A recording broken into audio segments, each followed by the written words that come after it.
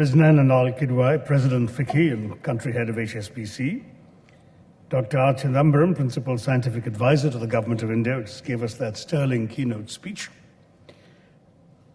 Dr. Birendra Raj Dutt, Chairman and MD of APIC, Dr. Orvindadar Singh, Secretary General of FICCI,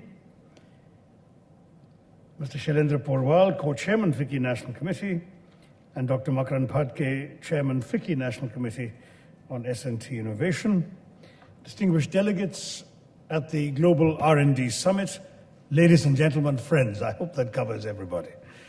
I'm delighted to be present here today. As a proud Indian with an abiding faith in India's global destiny, it gives me a lot of satisfaction to see this amazing turnout for a conference on R&D and to offer you some thoughts about India's potential as an R&D powerhouse in the 21st century. Let me at the outset compliment FICCI and Nainalal Kidwai for recognizing the importance of R&D in India's economic resurgence by taking the trouble to organize this event. You brought together some of the most distinguished names associated with building India's R&D prowess. And I've just realized I left out Dr. T. Ramasamy, the Secretary of the Department of Science and Technology. Sorry, sir. I think I missed your remarks this morning. My apologies. And so you've got really all the key movers and shakers at the podium already. Dr. Dutt asked whether, as a politician, I can be convinced in simple terms of the value proposition of new technology. And I want to assure you that I'm notorious for being excessively fond of new technology, particularly the uses of new technology in the public space. So I think you will find that you don't need to convert me. But the fact is that this two-day event, I hope, will reap a rich harvest of ideas and strategies to restore R&D to its rightful place at the heart of our academic world, our manufacturing industries, and our services sector, both in the public and the private spheres. For too long, I think we've had a rather complacent view of R&D, of the role of R&D in driving economic growth, prosperity, even social justice. And I think it's a matter of grave concern and discomfort that a civilization which was at the forefront of both scientific thought and manufacturing as late as the 17th century today contributes a measly 2.1% of the global R&D expenditure. The unacceptably low level of R&D surely has a correlation with the corresponding low share of India in global manufacturing and trade. The situation persists even as the national passion for jugaad has attracted international attention from management experts as a valid approach to economic efficiency and innovation. In fact, not even 2 years ago, October 2011, I was invited to Toronto, to the university there, to open an India Innovation Center. So there was a foreign university that was opening a center just to study innovation in India. And the buzzword those days was Indovation. I noticed that if you Google the words frugal innovation, the first 20 hits would all be relating to India.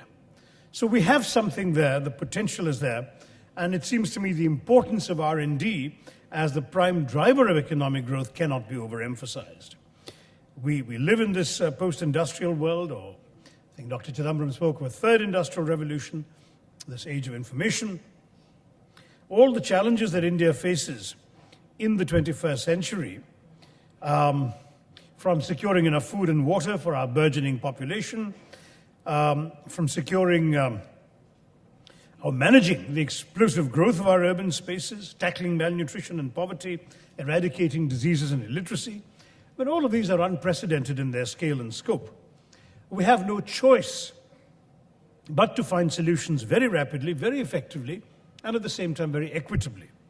It can only be done if we as a nation embrace and adopt a work culture that gives preeminence to R&D in every possible way. Now, in 2012, according to OECD data, globally, around US $1,143 billion, that's $1.14 trillion, was spent on R&D. The US accounted for 33.6% of this expenditure. Europe claimed 24.5%. Japan and China each took in 12.6%, while, as I mentioned earlier, India's share was a mere 2.1%. Of this, The government of India took the lion's share of the R&D expenditure. 75 to 80% of R&D expenditure in this country comes from the government of India, from these two gentlemen sitting to the left of Mrs. Kidwai.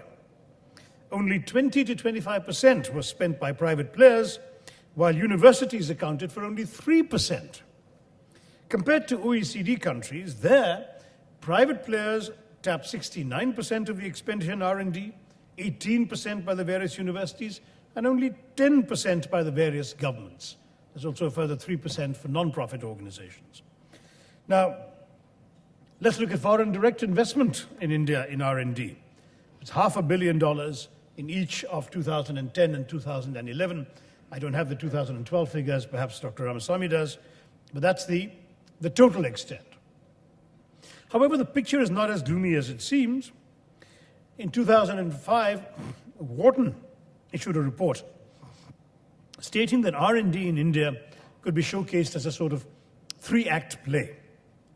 The first act would be see advanced development of products.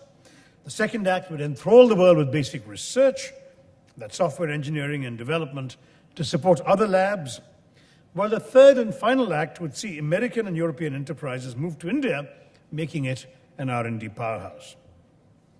Now, there is a need in India to understand that production of knowledge and innovation is the key to creating economic strength in this globalized world, and that in turn impacts political prowess. India has established its strengths in information technology, in IT-enabled services, and in business process outsourcing for quite a while now. Multinational corporations and homegrown companies are setting up R&D centers in our country, hoping to tap the vast workforce, educated workforce of India, which is committed to making their own lives better and contributing to a better tomorrow. This workforce is young, dynamic, with strong technical and managerial skills, and able to deliver products for the global consumer. While lower costs were the initial attraction towards India, it's the current skill set of India's workforce, particularly our engineers, who have improved in their ability to contribute to innovation that have inspired multinational corporations to find their way here. Talent is abundant in India, and we are amongst the top 3 scientific manpower nations in the world. Already, companies like GE, Philips, and IBM have more researchers in India, have hired more researchers in India than in their parent countries. Our R&D enterprises are now ambitiously moving towards fields such as IT, telecoms, pharmaceuticals, and biotechnology, while keeping a strong hold on traditional spheres like Ayurveda. However, the other sectors also need to catch up. Our country is especially attractive for the automobile industry in particular, thanks to the existence of skilled labor with sound technical knowledge, the low cost of essential supplies, aided by a demand for cars in the domestic market. According to Ernst & Young, corporations increasingly are looking towards India to manufacture and assemble cars here, and we could overtake Thailand, which holds a top spot right now in the sphere. If we increase our focus on R&D, India could easily position itself on the top of the ladder in the global automotive supply chain. News reports have mentioned that 700 multinational corporations are planning to bring their R&D centers to India, while many of these multinationals are choosing to combine their innovation networks with R&D operations, which will fuel business models meant exclusively for the emerging markets. These will also create organizational structures and solutions which are sustainable and yet affordable and therefore can be marketed around the world. After all, the Nano was first a big hit in the Geneva Automobile Show, even if it was made with the Indian consumer in mind. The many R&D centers in India include the largest facility of General Electric outside the US. This multidisciplinary R&D facility operates out of a 50-acre campus in Bengaluru. IBM's Spoken Web project operates out of New Delhi, while Microsoft's R&D center operates out of Bengaluru since 2005. That's also where Hewlett-Packard's R&D center is, and they're creating technology that will recognize human gestures and apparently eliminate the need to use a keyboard. One of the oldest R&D centers in India was, of course, Motorola's way back in 1991. Pune has joined Bengaluru in hosting many such centers. Zurich Insurance, Peugeot, German sealing technology provider Eagle Bergman, Numeka of Belgium, the Dutch conglomerate Royal DSM. In other words, India is already attracting these companies, and we can tap on our young population, which, when provided with the skills needed, can be an extremely cost-competitive, high-quality workforce. In addition to this, of course, we also possess an untapped consumer demand. Yet, with missing research infrastructure, missing research laboratories, India is not able to capitalize on these resources optimally. This led to the creation of the National Innovation Council in 2010. In 2011, they recognized 20 industrial clusters, which were to be assisted by a fund worth $1 billion, enabling the creation of an ecosystem for innovation to further increase our R&D capabilities, and it was done in association with industry chambers. Now, the government, as you already heard, I'm sure from Dr. Ramaswamy and Dr. Chidambaram, is itself doing its very best to create the best possible R&D structure for our country. The 12th five-year plan seeks to create an innovative ecosystem which will contribute towards raising industrial R&D share in the national R&D expenditure, creating indigenous capacities to attract and absorb FDI, raising manufacturing industry's contribution to 25% of GDP, we hope, and raising technology and value-added exports from our country. The plan's chief focus will be towards creating and supporting innovation in micro, small, and medium enterprises, and creating a cluster of such enterprises which will enable them to contribute to our national economy. In fact, the plan, I think, is estimated to support 3,750 innovative proposals for such enterprises. Public-private partnerships, of course, will be emphasized, which will create collaborative research between industry and universities and public-funded research institutions. The aim for the government is to establish 10 privately operated facilities for industrial R&D with partial government support dedicated for micro and small industries. To focus R&D in the best possible manner, plans have been drawn to design and develop new master-level courses, such as an MBA in consultancy management, MBA in R&D management, MBA in technology and innovation management. Keeping international trends in context, the Council of Scientific and Industrial Research, CSIR, has identified core areas in which R&D will be stressed. Excuse me for just a second, as you probably have gathered, I've got a bad cold.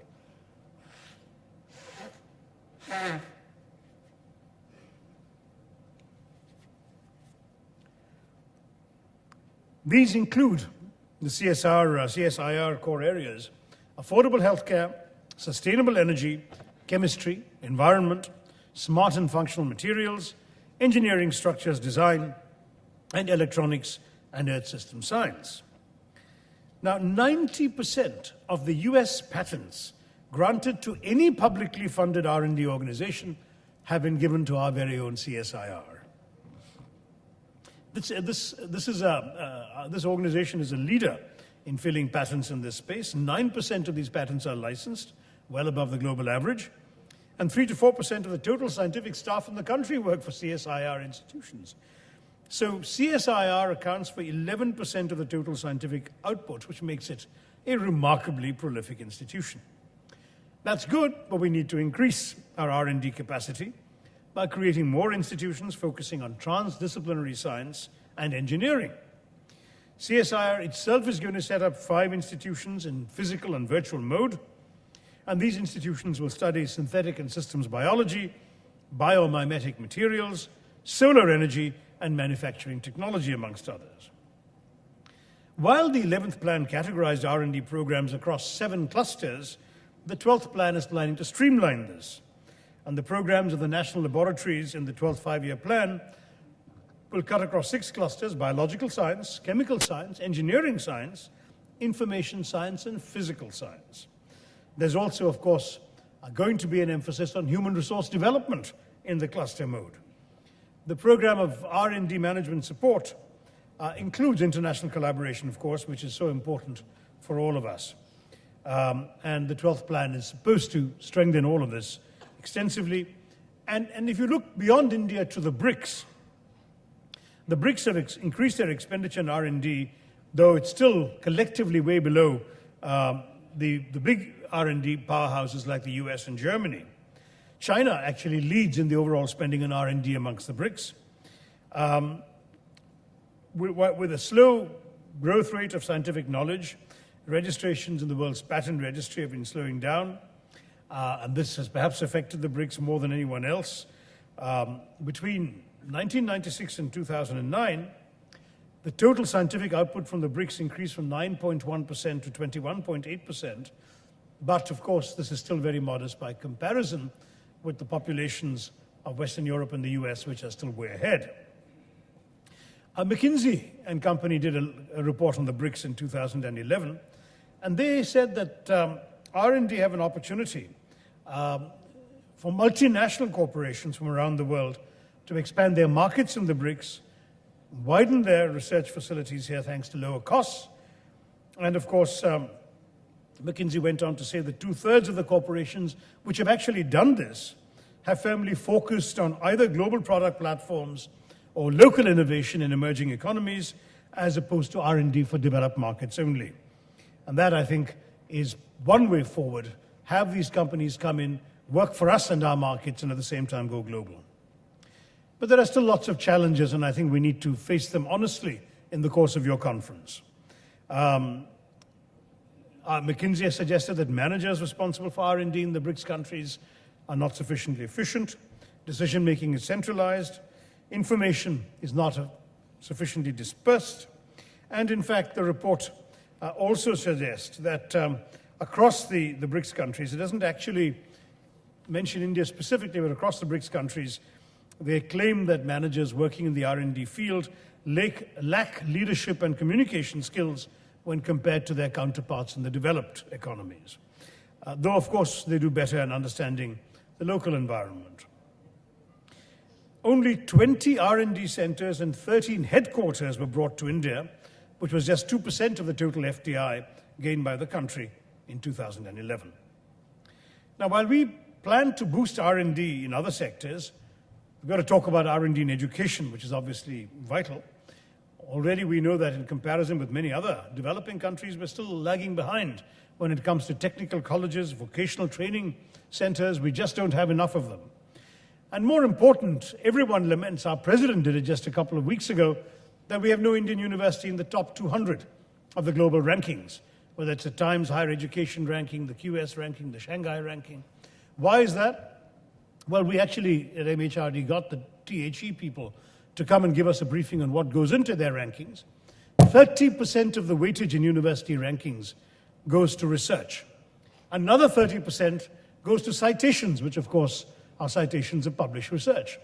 So inevitably, because our universities have seen themselves principally as teaching universities, and our research is done in smaller institutions that don't do much teaching, we are already in a major deficiency when it comes to competing with other universities in these global rankings. We need to change this, and the MHRD has been pushing very hard for universities to put more money into research. And let me say to FICCI, we'd like to see more private sector money coming into research as well. Why not? Why can't the private sector go to universities and say, you got some bright students, if you can have them work on this and this kind of problem, this will be of interest to us. We might be able to share the profits from such research with you, and we might be able to hire these people ourselves later. This kind of academia-industry collaboration just doesn't happen enough. We've also in the ministry introduced a Universities for Research and Innovation bill in 2012, which would allow the setting up of 14 universities principally for research, which could be set up privately or funded publicly or in the PPP mode. We're quite open. And the idea is to create institutions of national importance with the objective of achieving excellence in knowledge while building links between academia and industry and conducting research that will help our society as a whole. And this was actually something that was first prefigured in the 11th five-year plan, the hope of creating an ecosystem of research and teaching around related disciplines. Unfortunately, this bill has been a victim of the dysfunctionality of our parliament, where those, unfortunately, who believe in disruption rather than debate have ensured that this and many other higher education bills have not even been discussed, let alone being passed.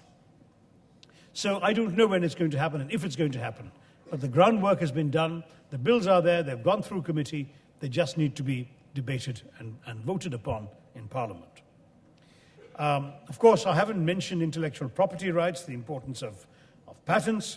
There's no question that it's a very important issue, and our Patents Amendment Act of 2005 made our laws TRIPS compliant, and we've allowed patents for the first time for pharmaceuticals, food and agrochemicals. But the fact still remains that there are many aspects of this that are controversial, that the question of what is patentable subject matter has been, as you know, strongly contested, and many are arguing that patents are actually preventing companies from serving the needs of still an overwhelmingly poor population, particularly in the pharmaceutical and related sectors.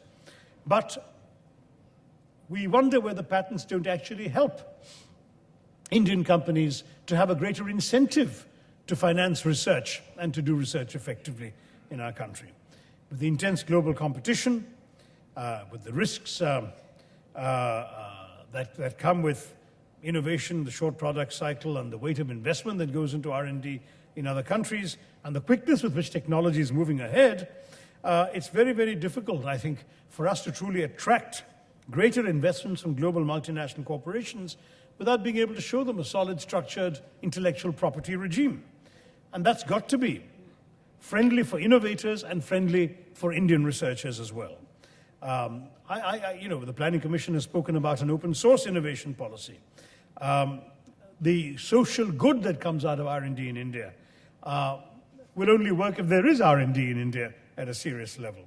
We really have to aspire to emerge as a technology-driven super economic power in this globalized knowledge economy. I often joke that, after all, if we have 17% of the world's population, that means we have 17% of the world's brains. So one commodity, one resource, which we are not in short supply of. If we can train those brains and put them to work in research and developing knowledge economy, there's no reason why we shouldn't be a knowledge powerhouse around the world. Another challenge which I thought Dr. Chidambaram might mention, and I think he implicitly did, is that the scientific community of our country is so talented, but so underfunded and under-resourced. Perhaps one answer lies in creating more links between global corporations and Indian educational institutions and researchers in order to keep our researchers here with the same resources that they go outside to seek. As long as we operate with a global context in mind, there's a great deal that we can do. I know many are concerned about the brain drain. The Indian diaspora has even been recognized by UNESCO as a major point of the dissemination of technology transfer policies and knowledge. And though the reverse trend is starting and some of the brains are coming back to India, we still do lose out on possible contributions because the avenues for research might not be at the level seen in the West, and Dr. Chidambaram has mentioned this too. For this, research levels in universities here have to improve. While the elite institutions have fine-tuned the best possible ways to teach in a classroom and produce some of the best engineers and managers, we have to create enthusiasm amongst our educators and teachers to also invest in research in their daily working lives. For this to happen, universities must look to upgrade the basic standards of research, which will directly feed into top-notch applied research and product development in our country. Look, we all know R&D requires time to flourish. Connecting the dots between industrial need and academic curricula still needs to be done. Research can begin within the academic environment, but it must be fostered with the demands of industry.